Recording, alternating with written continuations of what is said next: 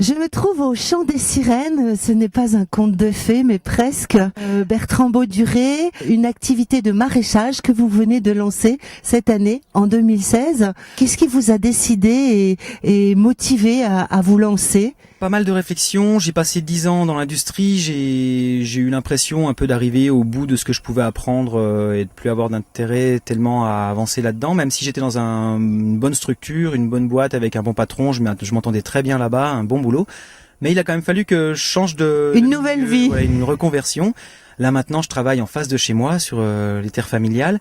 Il y a aussi le fait qu'on allait avoir un enfant. Je voulais pas passer de temps trop loin de mon gamin, surtout au début, ça va très vite. Donc là maintenant, je sais qu'on peut déjeuner ensemble le matin, on passe du temps ensemble quand il est là à la maison, il peut être au milieu des jardins, voilà, on est ensemble. Et il y a aussi des principes d'écologie, d'alimentation, de qualité d'alimentation. Et le fait de s'installer en maraîchage, ça répondait aussi à une grosse demande de la population. Ici, on attendait depuis longtemps des maraîchers. Les terrains dont vous parlez, ils sont où ? Ils sont sur le hameau des Chauvettes-de-Vent, sur la commune de La Chaumus, tout près de Saint-Laurent-en-Grandvaux. Donc sur le territoire de la Grand-Vallière. Exactement. On est sur la communauté de communes La Grand-Vallière. Mm-hmm. Et dans le principe, mon projet s'installe vraiment dans la communauté de communes. J'ai pour objectif de fournir les gens, les restaurants, les cantines, voire le collège aussi, c'est en discussion, du Grand-Vaux. Alors quelle surface est cultivée et peut-être quelle surface est en projet ? La surface cultivée actuelle est entre 4500 mètres et 5000 mètres carrés à peu près au niveau des jardins, sur un terrain qui fait un peu plus de 3 hectares en tout. Et en plus, il y a 2 hectares de forêt sur une commune avoisinante qui serait intéressante pour la cueillette. Donc ça, on verra, ça sera peut-être une partie prochainement, ça sera pas pour le moment. Pour donc c'est un développement, pour le développement déjà prévu, mais pour l'instant on est vraiment sur un terrain moins de 5000 mètres carrés de jardin pour la production actuelle. À quelle altitude ces champs ? On est à presque 900 mètres d'altitude. D'accord. Ça suppose une culture particulière ? On peut faire des tomates qu'on voit derrière nous, on peut faire pas mal de légumes d'été qui demandent de la chaleur parce qu'on a quand même un coin qui est ensoleillé et qui est relativement chaud. Par contre, ça demande des techniques de production un peu différentes parce que la saison est très rapide. D'accord. On va arriver tard. Par contre, on va démarrer très fort. On va démarrer courant avril. Mais à la fin mai, on a pratiquement rattrapé le retard qu'on avait sur les personnes qui sont en bas dans la plaine. Et ça va demander aussi pas mal de techniques de protection au niveau du froid, les voiles d'hivernage, les nantais, les serres, et puis aussi des variétés de légumes quand même qui sont rustiques, qui avancent assez rapidement, solides, de croissance, qui sont solides, qui supportent le froid, qui supportent les écarts de température entre jour et nuit, parce qu'on a quand même des journées chaudes, mais on a une nuit qui reste fraîche. On met facilement un pull à 9 heures. On a les légumes habituels qui seront les choux, les poireaux. Il y a donc des courgettes, on a des courges, donc tout ce qui est carottes, panais, les navets, les pommes de terre, les betteraves, les céleris raves. En feuilles, donc il y a les salades, différentes variétés de salades, il y a les salades à couper aussi. On a de la bête épinard qui est une variété de côte de bête qui se travaille comme les épinards, qui est très intéressante parce elle marche bien par chez nous et elle craint pas la chaleur contrairement aux épinards que je fais plutôt au printemps et à l'automne. D'accord. Il va y avoir tout ce qui est petits pois, haricots plats, les fèves, des aromatiques. Donc là, j'ai de la sauge, de la ciboulette, de l'estragon, de la sarriette. Et puis après, il y a toutes les cultures d'automne où il va y avoir les radis noirs, les radis raves. Toutes ces cultures de variétés de légumes sur le sol que vous exploitez, judicieusement réfléchi de votre part au moment de votre installation. Déjà avant l'installation, on fait une étude de sol. On vient, on prend une bêche, on fait des trous, on regarde comment est le sol.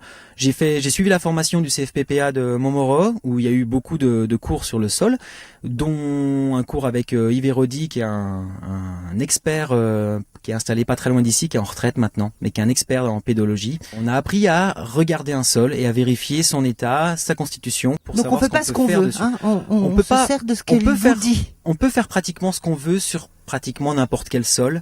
Simplement, les techniques sont très différentes. D'accord. Et après, on sait que les carottes sur de l'argile, ça marche pas très bien. D'accord. Là, on est plutôt sur Donc, une base de sable. il faut avoir des connaissances. Donc, il faut quand même avoir quelques connaissances. Ici, on est plutôt sur une base de sable avec des argiles. Donc, on a un sol qui est plutôt bien équilibré, qui va être assez facile à travailler du fait du sable. Il est léger, il se réchauffe assez rapidement et il draine assez bien.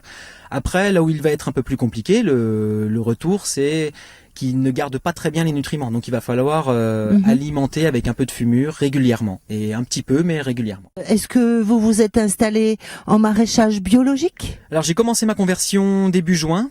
vers l'agriculture biologique.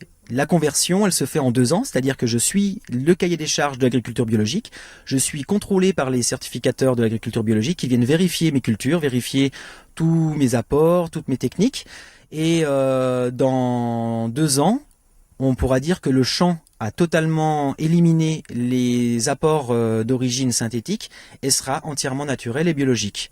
Donc je pourrais dire que je serai en agriculture biologique à partir de juin 2018. Il faut que tout ça soit mangé.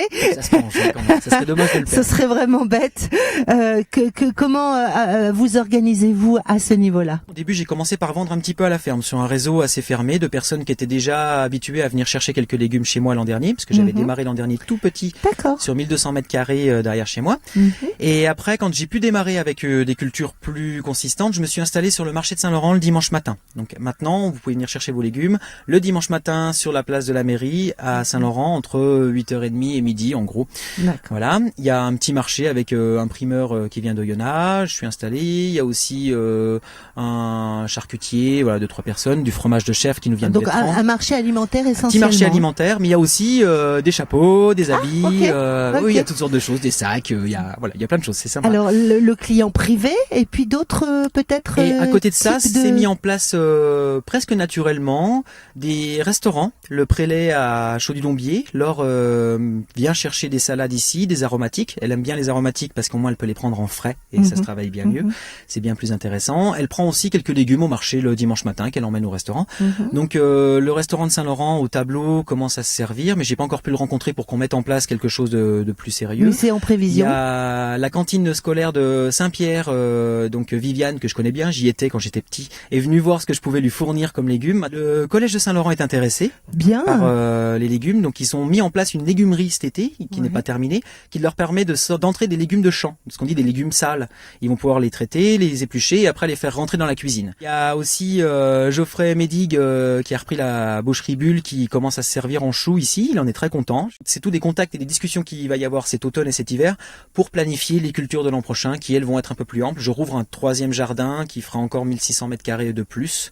Donc on va doucement s'approcher des 6000 et après 8000 mètres carrés de culture réelle. Je vois que vous exploitez autant vos mains que votre cerveau. Tout fonctionne de pair. Je sais que vous me l'avez confié, que votre compagne vous assiste beaucoup, est très présente dans votre activité. Est-ce que le chant des sirènes est aujourd'hui un endroit qui vous apporte du bonheur? Ah ben complètement. C'est ce que je disais à plusieurs personnes qui sont passées ici. Déjà les lundis ont disparu. J'ai plus l'impression d'être au travail ou de partir au travail ou d'arrêter quelque chose. Je suis tout le temps dedans, mais en même temps, j'y suis pas tout le temps parce que si je veux prendre une pause, je peux m'arrêter. Donc j'habite juste en face. J'ai mes parents qui m'aident aussi beaucoup, qui sont juste à côté. Du coup, j'ai mes neveux, j'ai mes enfants qui sont ici. Tout le monde est là. Une vie sociale très forte. Ruche. En fait, c'est une ruche et voilà, tout tourne là autour.